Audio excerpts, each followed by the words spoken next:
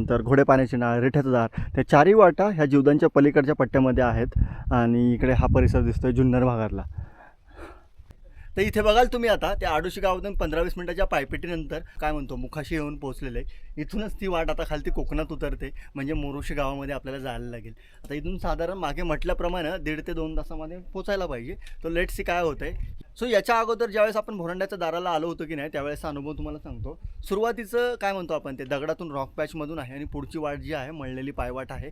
कारण की खूप जास्त मोठ्या प्रमाणामध्ये ह्या वाटेचा वापर होतो, किंवा काय म्हणतो आपल्यासारखे ट्रेकर्स असतील ही या वाटेला येत असतात. त्यामुळं रहदारीची वाट आहे ही.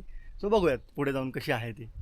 तुम्ही बघाल म्हणजे म्हटलं होतं की नाही सुरुवातीला दगडधोंडे आहेत तर तुम्हाला दिसत असतील. पावसाळ्यामध्ये की नाही ह्या वाट्याने येत असताना हे पूर्ण ह्या वाट्याने पाणी काय म्हणतो आपण ते पडत असतं. म्हणजे नाळ्याची वाटे की नाही, तर नाळ्यातनं ते पाण्याचा प्रवाह असतो आणि भन्नाट असतात ह्या